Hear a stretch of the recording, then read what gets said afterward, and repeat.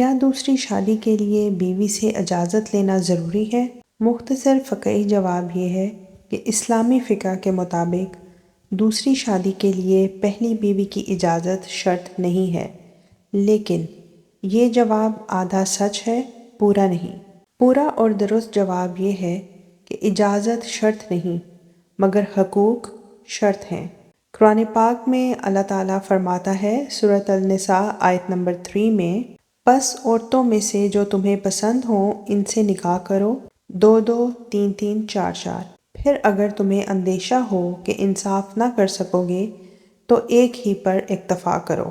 یعنی اگر بیوی کو شدید ذہنی، جذباتی یا معاشی نقصان ہو تو عدل ختم ہو جاتا ہے۔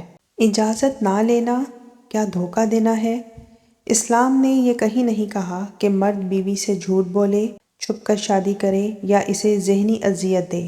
نبی پاک صلی اللہ علیہ وآلہ وسلم نے فرمایا مسند احمد میں، مومن وہ نہیں ہو سکتا جو دھوکہ دے۔ اگر مرد اجازت نہیں لیتا مگر سچ بھی نہیں بولتا تو وہ گناہ میں داخل ہو جاتا ہے۔ اخلاقی اور دینی ذمہ داری کیا ہے؟ اگرچہ اجازت فقہی شرط نہیں مگر مشورہ کرنا، حقیقت واضح کرنا، وقت دینا، بیوی کے خوف، دکھ اور تحفظ کا خیال رکھنا، یہ سب دین کا تقاضا ہے۔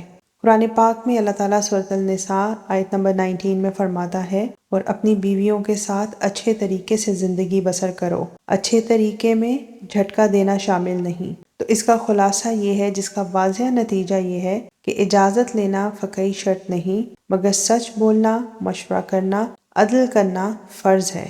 چھپ کر شادی دین نہیں، دھوکہ ہے۔ بیوی کو اذیت دے کر کی گئی شادی اللہ کے نزدیک ناپسندیدہ ہے۔ اس سطر میں اصل بات یہ ہے کہ اسلام نے مرد کو دوسری شادی کی اجازت دی ہے، لیکن بیوی کو توڑنے کی اجازت نہیں دی۔